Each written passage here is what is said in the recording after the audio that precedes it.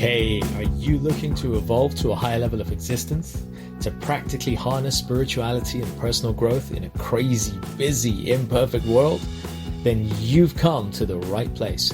My name is Prash, and this is Urban Spirituality, the show which fuses ancient wisdom with contemporary spiritual practices to deliver value-adding tools, traits, and insights to help you live your fullest potential.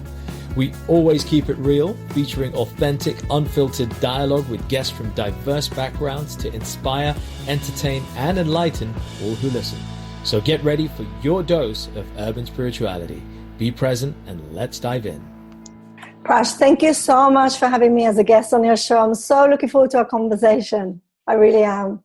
Michele, it's been great that you've joined us. I'm going to ask you straight away, what does it feel like being a woman who comes from Iraq and wrote a 50,000 word book in 35 hours? It's amazing. It's so amazing. It's actually so amazing. I feel so honored to be Gibraltarian, to be part of this journey. Amazing. Many listeners here, folks, if you're wondering what Gibraltar is, it's that kind of pointy rock on the south coast of Spain. Michele, what's a Gibraltarian doing in London now? Well, I've been in London for over 25 years. So I lived in Gibraltar till I was about 18. And based on my seeking spirit, I wanted to leave and try something else, try the outer world. And went to live in Israel for 3 years and then came to live in the UK. Incredible. And, yeah, absolutely. I was really happy here. So I stayed and sort of developed myself professionally while I was here. And that sort of all grew. Okay, so I've had the pleasure of studying your background a little, and I see that the Michele we have in front of us here on the show has worn many hats.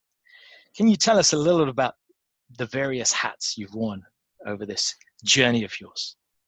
Wow, too many to mention, but if I trail it back to my teenage years, I've done everything from, I used to be a dancer. I was in plays. I did catwalk modeling. I was at one point a magician's assistant, and before I was 18, and then went to live in Israel. I was on kibbutz. I did loads of different programs. Came to live in London. Was in corporate banking, but was always very interested in personal development and personal growth. Always, but I just didn't know how that was going to happen or what I needed to do with that. But I was in corporate banking for a while, and I just decided to go into psychotherapy, and I decided to start becoming a psychotherapist and a clinical supervisor. So I entered the mental health world, which was incredible. Michele, this is a subject that is sadly swept under a lot of carpets, especially in the UK. And I know there are other countries, I'm not going to mention them, but there are other countries where mental health is almost just cast aside as a sort of superficial area that doesn't require as much attention as people think it does. What got you into mental health, and why do you think it's so important and perhaps a bit of an epidemic, an overlooked epidemic? Absolutely. As I said to you before, I always had an interest in personal development. Even when I worked in corporate banking, and I was one of the youngest members of staff, and I would be filing in the filing room, for example, people would walk past and sit on a stool just next to me to just tell me their problems. And I would just listen, and it's one of the parts of banking that I loved. And I thought, well, something's not right here. I want to listen to people. I want to hear their pain. I want to allow them to be verbal about what's going on. Absolutely. And so I entered the world of psychotherapy. And I think on some level, I was trying to help people and heal people and save people. I think I always have wanted to do that ever since I was a young child. I was always walking around and speaking to people that I felt looked lonely or alone. I was extremely sensitive about things like that as a child. But I think I also wanted to help myself. I think it's this element of just healing yourself and wanting Right. to, wanted to, maybe it was a sense of perfection. I wanted to make sure that I was okay and everything, that I was sorting out my mindset and I was doing it for other people too. But I think I probably wanted to save everyone and I wanted to help everyone. And that's naively from the position I probably entered it from. That's probably where I came into the whole area of mental health. But then you've gone into the area of mental health and you have a background in that, along with your training in psychotherapy. Yeah. Now, this is a powerful combination, right? Mental health, psychotherapy. How did you find the receptivity of clients or people that came to you? What was that like? And what impact do you feel you had in those days? Yeah, as a psychotherapist, it is a very different process to coaching. Psychotherapists, first of all, you have a very different clientele. You have clientele who are hugely needy, just about managing to get through their day, depressed, addicted, bereaved. I used to work with a lot of addictions, which I actually really used to enjoy. I worked a lot with ADHD as well, with autistic spectrum disorders as well. But you have people who, it's a whole different process because they are very attached to you. So you are working with that relationship in terms of their attachment. And you are encouraging that attachment. And that's why I had clients working with me in therapy for years, absolutely years. They couldn't imagine leaving me one day. And that's what you encourage almost, because you want to be that good enough parent. You want to give them that good enough process. But it is very, it is very, very draining. I used to work with people who were suicidal as well. So I used to feel overwhelmed afterwards, pretty exhausting. Whilst obviously going through my own therapy, because you were growing all the time, right? You were going and growing. Yeah. All the while you're working on yourself. That doesn't stop because you're a trained psychotherapist with your 120 plus hours in your belt.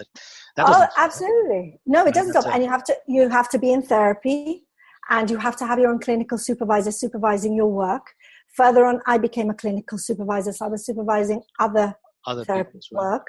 So I was not only taking on the load of my clients, but the load of over 60 therapists I supervised over time. So they're all their loads, and there were some pretty complex cases there, like you'll never believe. So yeah. Let me ask you this. For those who are listening, and perhaps for some of those who are in denial, what could you say are the 2 or 3 warning signs, yellow flags, amber flags, that one should be watching out for, that they may actually have some sort of disorder, an anxiety disorder, a sense of depression coming on? Are there any generic markers that one can sense check? Well, here's the thing. When I was a therapist, I used to talk in terms of disorder and trauma and people not being okay. That was my language. But in transition and into coaching and becoming, I use a lot of the 3 principles methodologies and other methodologies. I look at it as order. I look at it as, it's almost like when you look up into the sky, there's huge, thick black clouds, and there's always a bright blue sky and sun behind it, but you often can't see it because it's such thick cloud. That is how I see our system. When people overthink life, they get depressed. Depression is often anger turned inwards. So depression is often feelings that we don't allow to go out into the surface. We repress them. They're not good. They're not right. And they build. And those become very, very thick clouds. The thick clouds is our thinking that creates our feeling, that creates our experience in the moment. That's really what it's about. So I no longer see it as disorder.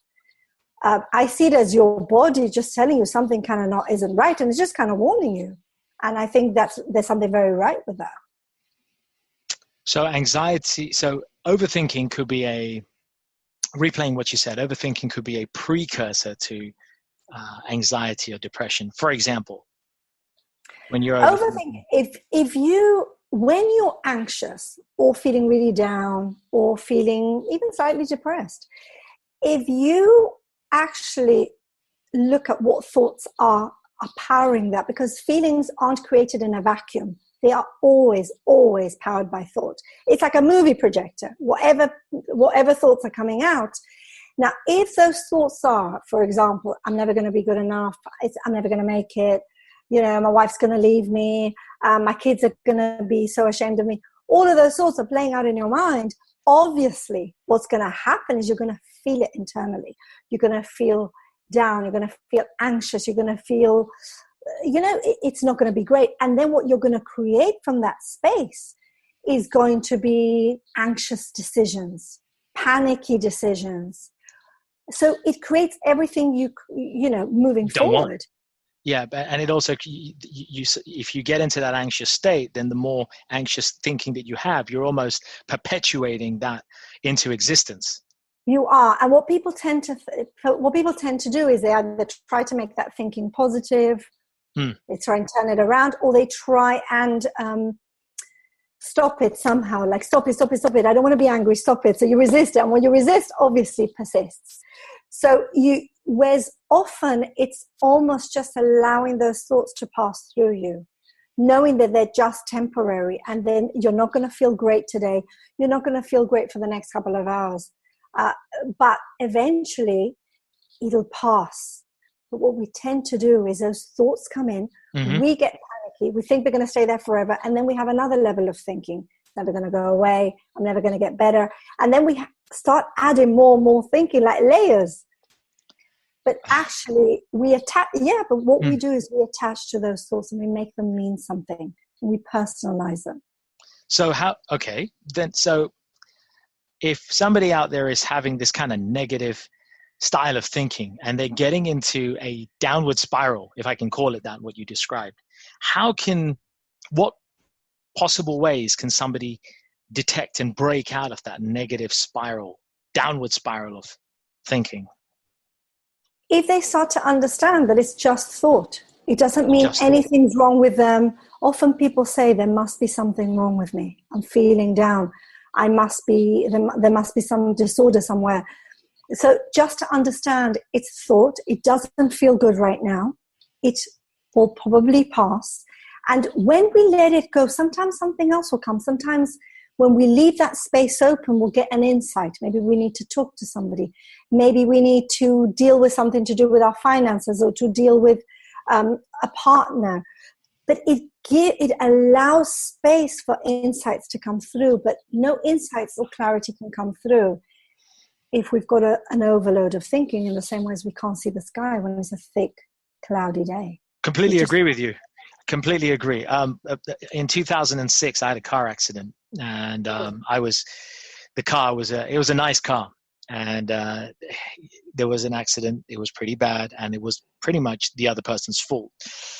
The car was pretty badly hit. I was actually okay. And when I came out of the car, I look back and I say, I was fuming at the guy saying, look what you've done to me. Look what you've done to me. You've ruined me. You've ruined my life. That this is my car. I'm broken. I can't get restored anymore. Yeah. So I realized I'm not the car. I'm so attached to the car that my identity has been joined unnecessarily to a vehicle made of metal.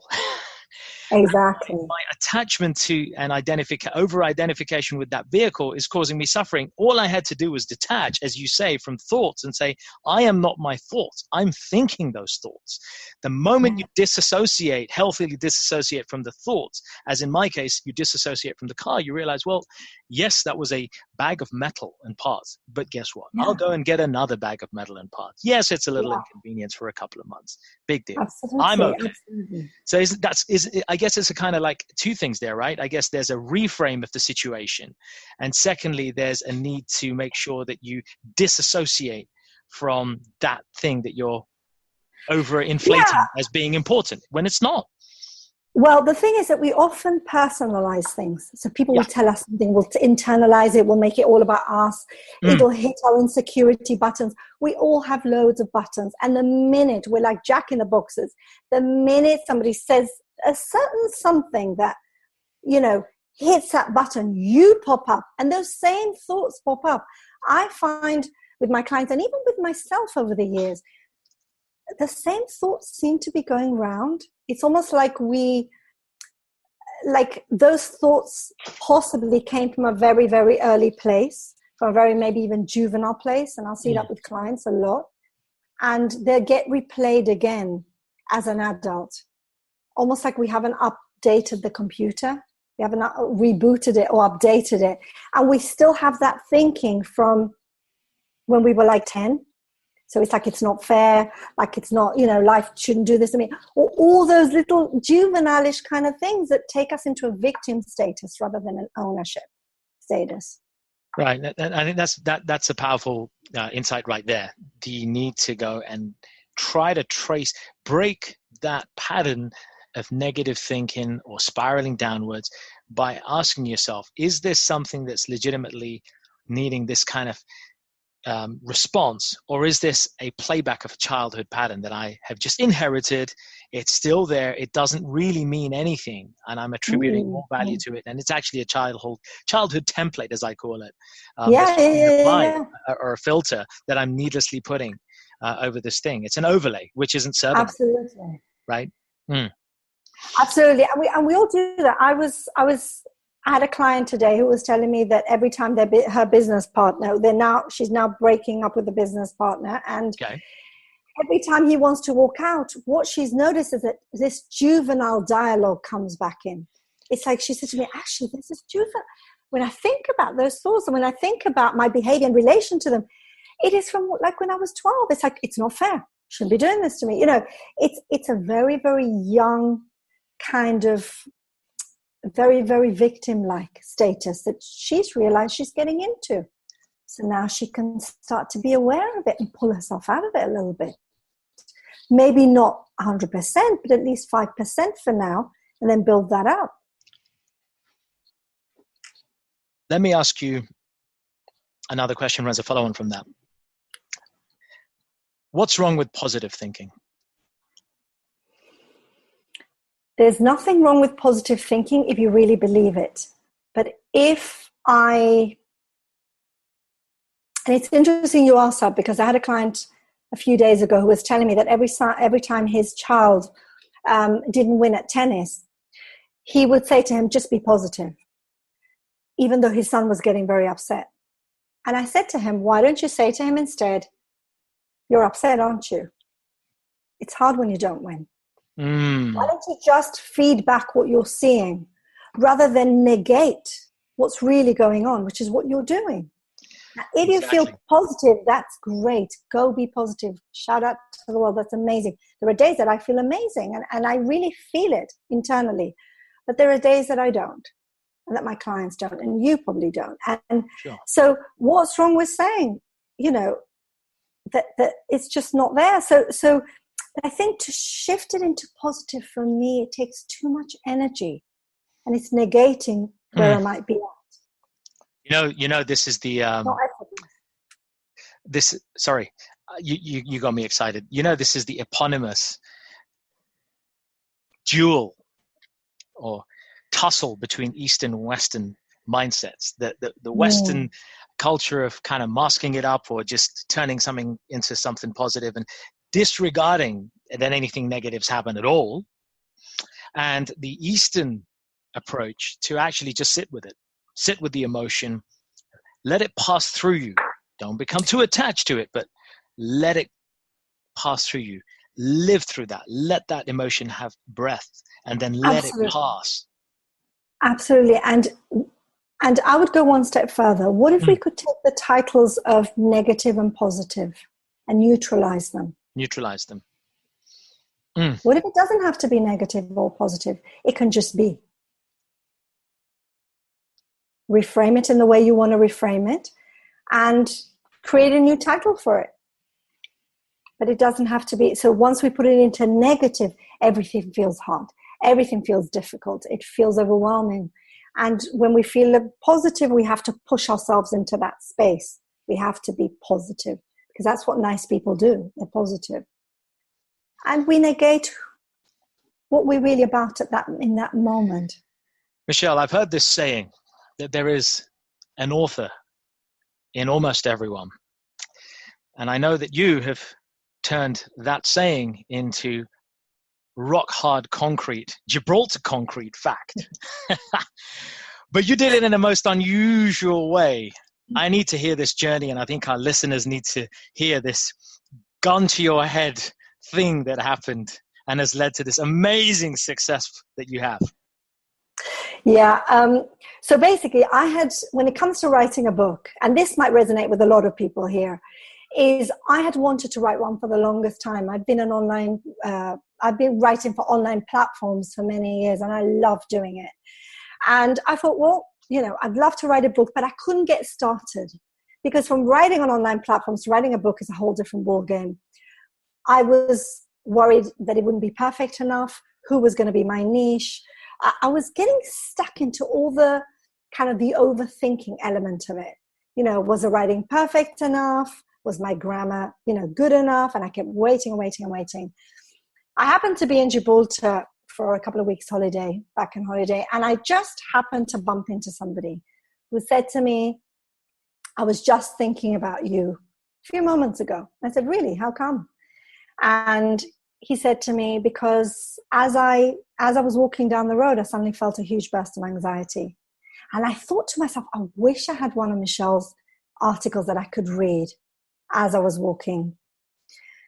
So in that moment, literally he was talking to me and I just had this huge insight. And I thought to myself, actually, what if I could write a book and, a bit of a transform on the go?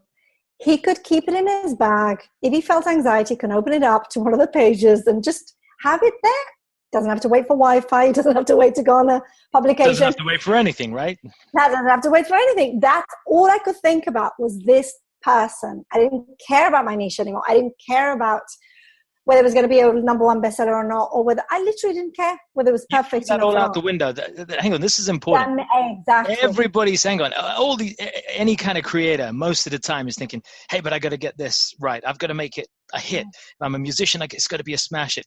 If it's an author, it's got to be something that Roundhouse are going to come and approach me for." But you just you just chuck that out the window. You're telling me you just chuck that out the window. Absolutely, because when you get out of your own way, you chuck everything out the window. When you have an insight, and you know what an insight is, because an insight is that gut instinct that comes not with anxiety, not with stress, but it comes in a very gentle, effortless way. It's like a voice whispering behind you, saying, "This is where it's at, Michele." And when I got back to London, it was April 1st. I decided to sit down and write my book, and by the end of April 30th.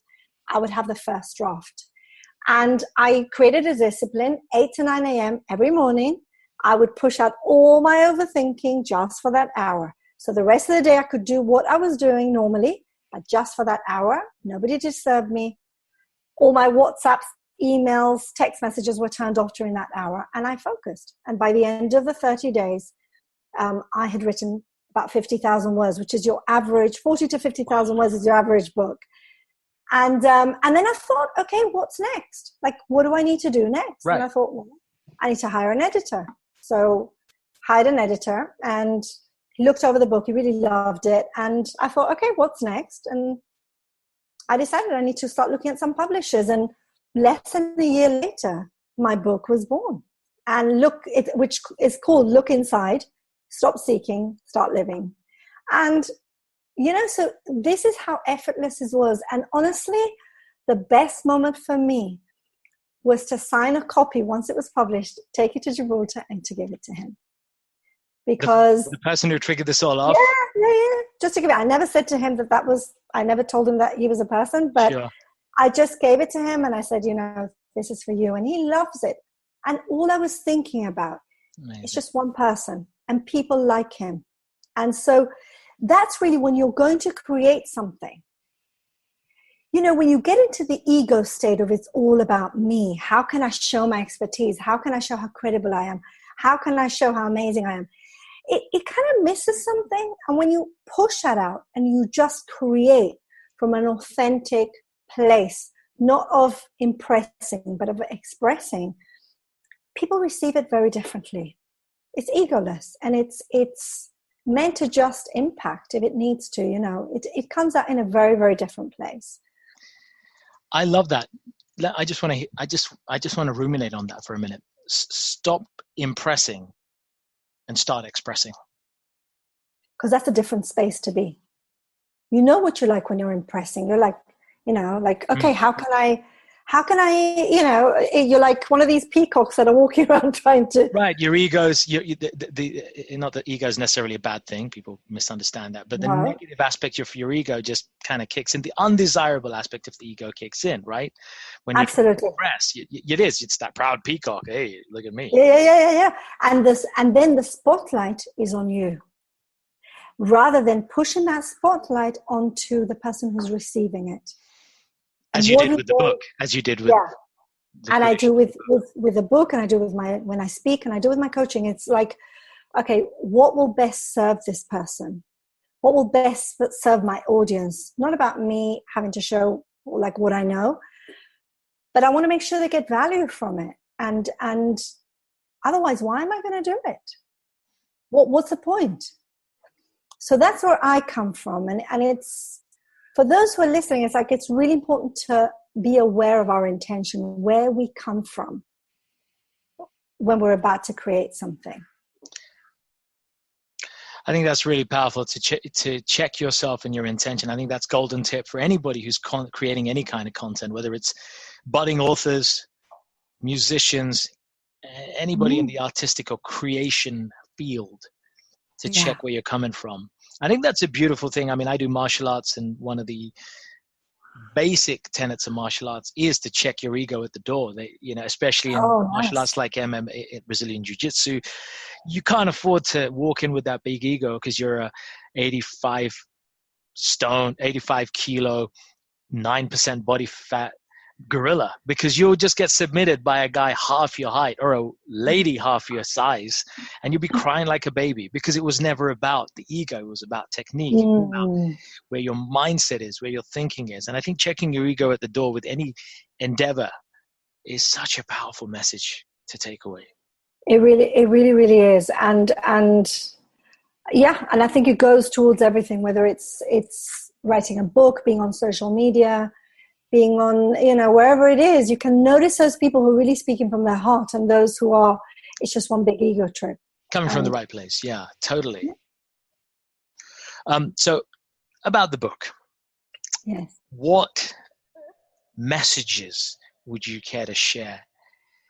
Something that could really resonate with our audience from the book, for people especially who are doing the grind, putting in the hours, spending the weekends thinking about how they're going to improve their career, having limited time for their family, spending a little too much on social media, and generally trying to escape their own lives and just busy trying to achieve something to impress somebody they shouldn't have done in the first place. Well, I mean, the book is called Look Inside, because to me, that's where it all starts. And I think we often too busy looking outside ourselves for recognition, acknowledgement, for a good feeling, for that outside to define who they are. And when I talk about stop seeking, start living, is that often what we're really seeking is within, actually. And we forget that. So we think, if only we took a trip here, or only we did that, if we only did.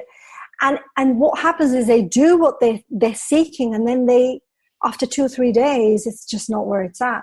They're bored, they're uninspired. So then they try the next thing. It's always like, I'll be happy when. I'll be okay when. When then. Always when then. But actually reach that point, and it's just, you're still feeling the same. Or you're still bringing your same issues to the same scenario. So that's really very much what it's about. And it's done through stories. It's done through, it's not prescriptive. It's not asking you to remember anything. It's just asking you to just read and just see what insights come from you. I know Socrates was famous for saying an unexamined life is not worth living. Problem is, we're too busy examining how many followers we got and how many of our tweets were retweeted and whatever else modern society has unintentionally or intentionally, some might say, programmed us to do.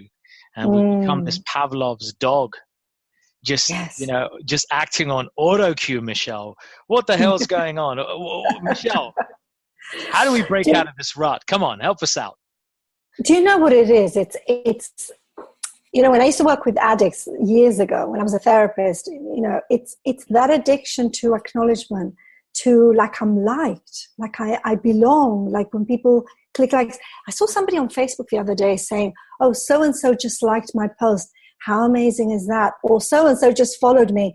And I thought to myself, I mean, this is like a 40-year-old man. Wake up. Like, what are you really saying that if they follow you, what is that saying about you, that you're that much more special today than you were yesterday?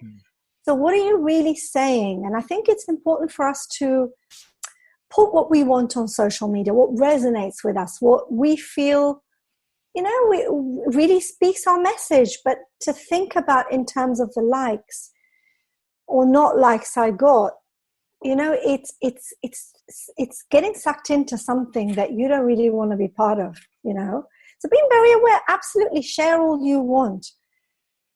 But don't get too attached to the result. No, don't get too attached to the result or what that says about you, because it doesn't say anything about you.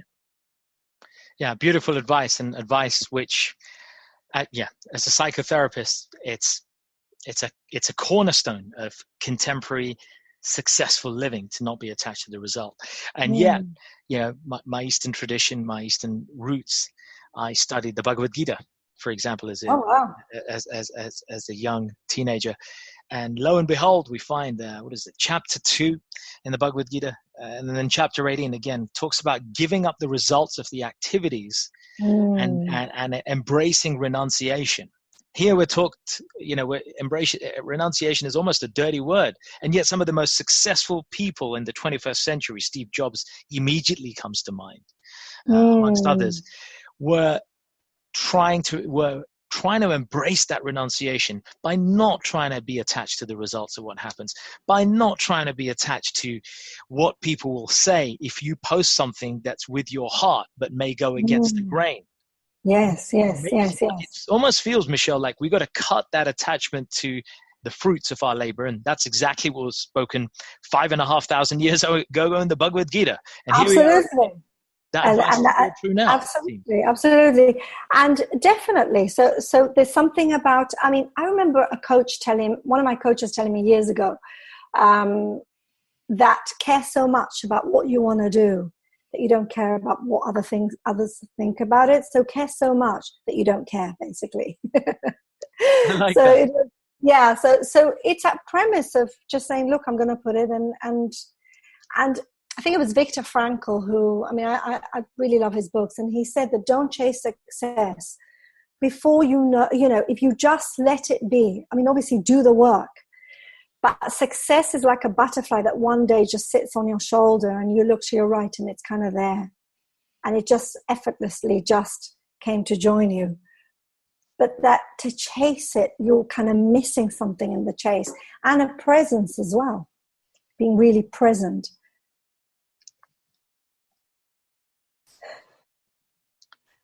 All right, Michelle, I want to move to this thought that arises, especially delving into this powerful book that you've written, and very necessary book. What's the value of putting perfection on hold? The value of that, in a sense, it's like we're seeking something that doesn't exist. So you're saying perfection on hold, but perfection for who? Because what might be perfection for you is not perfection for me. It's not perfection for somebody else. So, I love the perfection on hold, but actually it's like asking yourself, well, how worthy am I? Well, how do we know how worthy we are? Where are those measuring sticks that we can measure perfection, worthiness, all of those things? Yet we live anxious that we're not that, but there's no measuring stick for it. There really isn't. How do you know when you're perfect? How really would you know? Do you mean to say that we are wrongly chasing, in this day and age, the perfection of outcomes, things, individuals, peoples, that it's a futile pursuit? Is that what you're saying? Or are you saying that there is a more noble pursuit, a more fruitful pursuit, perhaps, rather than chasing perfection? Yeah, I mean, perfection is such a heavy set word. I mean, I feel, here it's just like sort of, it's just a very heavy set word, perfection. But what if we could change the word to something that really serves us? So rather than perfection, maybe I want to be complete. So before I'm complete, I want to make sure that there are certain things that I've done correctly. So even though I let go of perfection in my book, that didn't mean that I didn't pay a lot of attention to the cover or how I wanted it. Or I spoke with my publisher about what the title needed to be because I wanted a title that would resonate with people. So that was my level of perfection. It was like, okay, when am I complete? When is my draft? And all those various drafts one has to do in the editing process, when is that complete? Rather than when is it perfect? Because perfect, it's neither here nor there. But complete for me, I know when something's complete. So if you're about to do a project, a business, you'll know when it's complete. You'll know when things feel right to you. But to then take the extra mile to perfection is impossible. Right. That then goes back to what you said earlier. It's got to, as your book title, look inside. That is to say, we need to look inside to know, to check in with ourselves when we know that something is complete. I think that's a big mistake, right? It's like, sorry, go on. I was just going to say, isn't that a mistake that people make? They're looking outside to find out, to gauge whether something is complete. Definitely. And I did that for the longest time. So I totally get it. I'm not saying I've never been. I mean, I've been through that. So I really get it. Totally. But I see that now on social media. I used to belong to a few groups, especially when I was just about to become an author. And I just was doing my book alongside my publisher, and that was it. Whereas other people were constantly reaching out to others on social media saying, which title do you prefer? Which typeset do you prefer?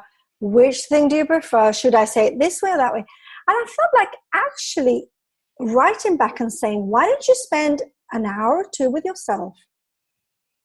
And what you want, maybe even an hour with your publisher or your editor, just have that conversation.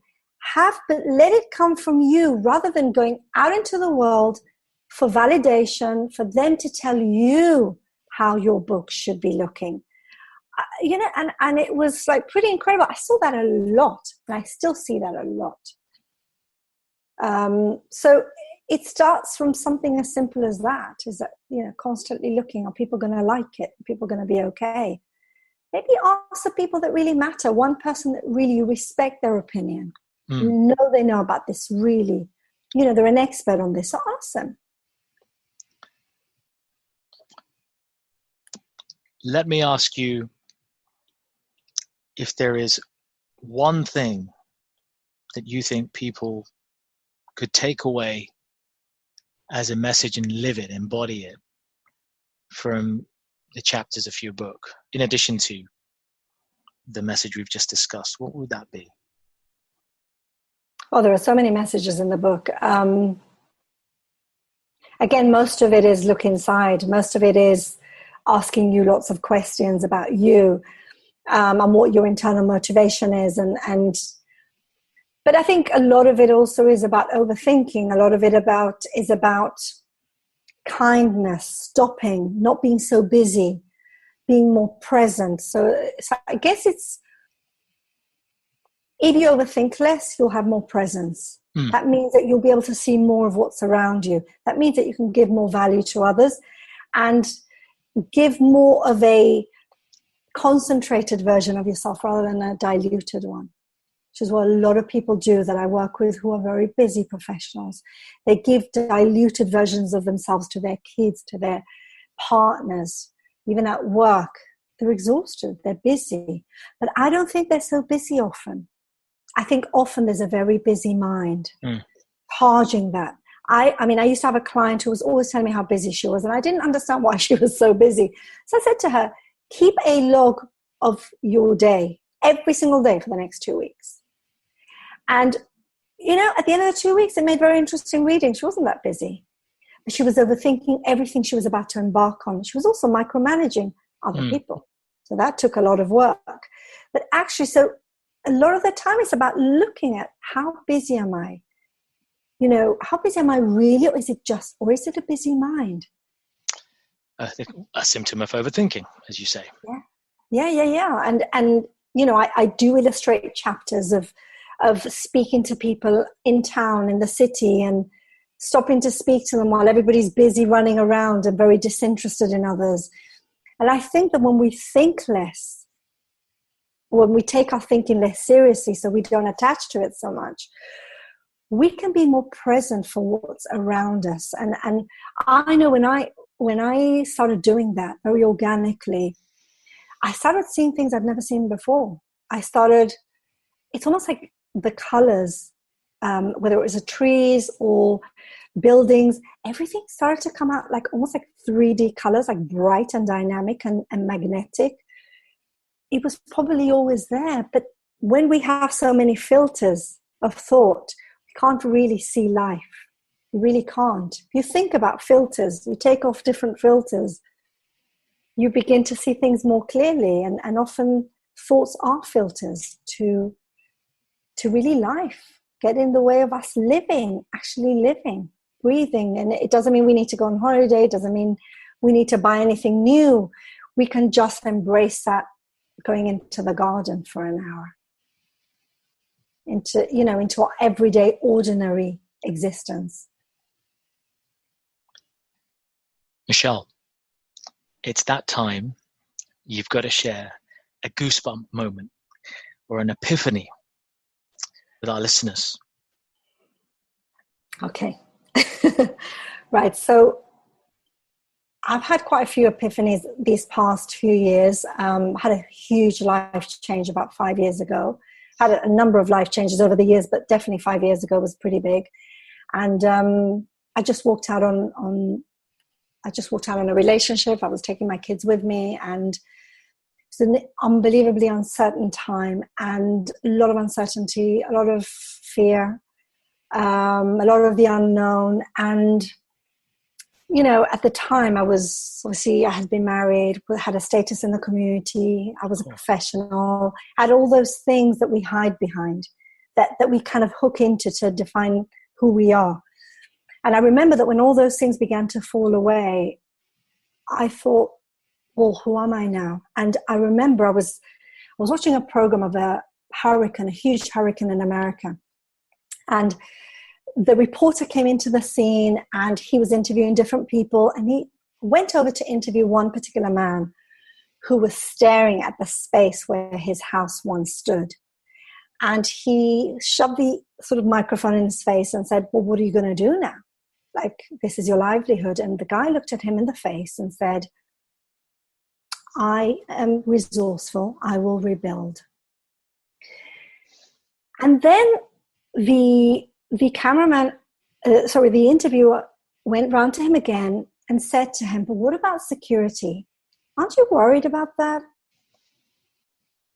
And this guy looked at him straight in the face and said, security is where I am.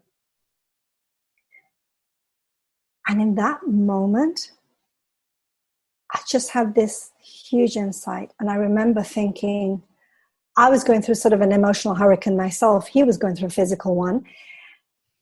And if he could rebuild, so could I. And if he could be okay within not having a house, a livelihood, he lost everything that day.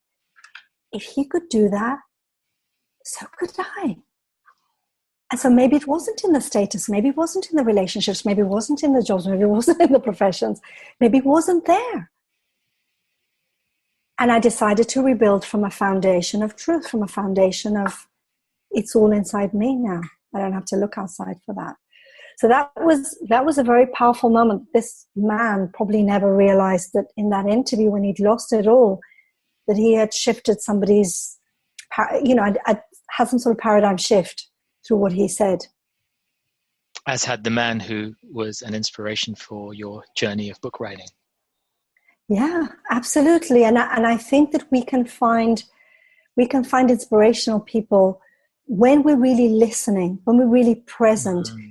Everybody can be an inspiring person. Everybody can be it's like, for example, I remember having a client around a year ago who said to me, I want to hire you as my guru to work with me for 6 months. And I said to him, look, I'm nobody's guru. But here's what I can do, is I can help you find the guru within you. Beautiful. That wisdom within you, that's what I'm going to tease out. Michele, you talk about being a guru and helping people to find the guru in you. You were obviously thought of highly enough in that regard because you were the finalist in the Women Inspiring Women Awards not long ago, and in the Best Coach category at the Business Women Awards here in the UK. Yes. How has that been for you? And what message do you now take away and embody as a result of those significant achievements? They are significant achievements, and it's funny because I a few months ago was interviewed in Gibraltar, and the lady who was interviewing me for TV asked me the same thing, but I don't know, I kind of shy away from things like that. It's interesting, but I have to struggle to put the pictures on social media. I have to struggle to actually put it out there because it's not about that for me. Right. The only thing that's about for me is that if those pictures might inspire somebody in Gibraltar, some girl in Gibraltar who believes it's not possible for her, or some girl here who doesn't believe, or some guy who believes it's not possible, then that's the only reason why I kind of do it, because I think, well, yeah, let me just inspire somebody that I can also do it, because people who know me really well have known my journey, that it's been a huge roller coaster for the past 20 years. So that's why I do it. But in a way, it is what it is. It was great to meet those people that, we had this whole event and this whole event coming from that sort of award ceremony, which was amazing, and I loved it. Met amazing people. That's really where it's at for me. I think many years ago, when I was a therapist, it would have been about award ceremonies and being, credible and acknowledged. It doesn't mean that much to me anymore. It just means that I can maybe reach a wide audience. Okay. Well, if there's one thing in all this traveling that you've done, been in award ceremonies, you've been in a reality TV show, you've been interviewed in the States unexpectedly, all this traveling and environment changing, there has been a constant in your life, your daily or your weekly rituals. Share a little bit about those with us. So I have daily rituals, and I find those really, really grounding as a way of starting your day. So we are leaders and we are creators as we start our day. I very much notice when I don't do my kind of disciplines during the morning, like the day just takes me rather than me taking the day. So it's very much about, for anybody listening, is to set things that serve you, that are going to make you start the day in a fantastic space, whether it's shutting down your text messages for the first hour of the day. I write for the first hour of my day. I still do so, 8 to 9 a.m. if anybody wants to know why I'm not answering the phone. It's that because I love writing, so it takes me into a really great space. I set an intention for my day. I do certain things. I maybe meditate for just a little bit of a while, but make sure that you have some sort of ritual, something that serves you. I mean, this is my own personal one because it serves me. But make sure that you do what serves you and what you want to create, whatever that might be. You've given me a beautiful gem, and I'm sure the listeners will resonate with that. Give us two more pieces of wisdom. And of course, they can read more in your book. They can connect with you. Give us Absolutely. 2 more. And this is urban spirituality, so we love to keep it real and practical and usable and all that stuff. Give us 2. If you're going to do anything, break it down into manageable chunks. So break it down, because people often feel, oh, I want to create something, and they suddenly feel this kind of ball of overwhelm. And what often is the best way to do it is to just, what do I need to do today? I don't need to look at what I need to do next week, next year, next month. What do I need to do today? And that's what I do very much with some of my clients who really overthink things. I want to create something and they're overwhelmed. Is like, what's due today? Okay, let's, not only because it makes you more focused on the present moment, but because it reduces the overwhelm. And then you ask yourself, what's next? And then what's next? Keep asking yourself, what's next? So something about cutting things into manageable chunks. So that's one thing. And obviously the 1 hour rule of, if you want to create anything, just pick 1 hour a day. Love Nothing that. to suffer. You're the living embodiment of that. I mean, exactly. 50,000 word book came out, top reviews on Amazon, all because you just broke it down into an hour a day. And everybody can do that. It's totally anybody, however busy they are, everybody has an hour. Everybody has an hour. And the next thing I wanted to talk about is language. So be very aware of the language that you use when you're talking about your life. So for example, I was working with a client who, when he talked about his reality, was using words like weapon, war, battle, fighting, and he was very stressed. And being aware of that and really asking those questions, well, if you're not at war, what is true about your life? And getting very clear about what are the real words that should be used here can really serve you. I mean, honestly, your life can go from super stressed to effortless just by being more mindful of the words you use, taking away the should do, have do, need to, must. Those are heavy duty words. I have to, I should. And replacing that with I choose to, I don't choose to, I want to, or I don't want to. Most people don't ask what they want. They just keep asking, what do I have to do? What should I be doing? And then they're wondering why they keep saying yes to everything, why they're so stressed. And then roll forward the curse of people pleasing. And that's a whole other episode in itself, of course. Absolutely. Oh my God, that's a whole other one. Well, actually, talking of people pleasing, people would love to please themselves by empowering themselves in their life. How can they connect with Michele? What have you got on the menu, Michele? Yeah, absolutely. Well, they can, if our conversation together really resonated with them or resonated with you, then contact me on, I'm sure you'll have the contact details, Michele Attias.Coaching@gmail.com. Send me an email and tell me what resonated with you. What really spoke to you? Because I would love to know. That's number one, obviously. Then they've got obviously the book, which is available on Amazon, which is on Kindle and also on paperback, so they can get it in 2 versions. I've also got a YouTube channel. I normally put some of my videos on there so they can subscribe to that and watch some of the content that I put out. Yep, I had the pleasure of watching a couple myself on the commute. So fantastic. It's good stuff there. Fantastic. And I've also got, my blog. If you want to, read more about what I write, I've got my blog. And then I've also got at the moment something which has really appealed to some people who are super busy. And that's my 6-week Clarity Coaching Accelerator. And I call it my short, impactful and affordable coaching accelerator. Some people are too busy to commit to 3 months or 6 months, and they just want something short, impactful, and that will really do the job. Yeah. So that is available, and they're interested in it. Absolutely, send me an email, and most of my programs are by invitation, so that way we can request a call. And I'd love to hear from you. How refreshing! They're by invitation. It just says it all: discernment, introspection, self-reliance and trust, and detachment from the outcome. Pearls of wisdom with the ever insightful super trooper, our very own, Gibraltar's very own Wonder Woman, Michele Attias. Gracias por tu compañía. Gracias. And it's awesome to have you. Thank you so much for being with us, and we'd love to have you on a live at some stage. So folks, watch out for that. Hey folks, thanks for listening. We hope you enjoyed this episode, and as with all our episodes, found something to inform, inspire, and empower you in your spiritual and personal journeys in life.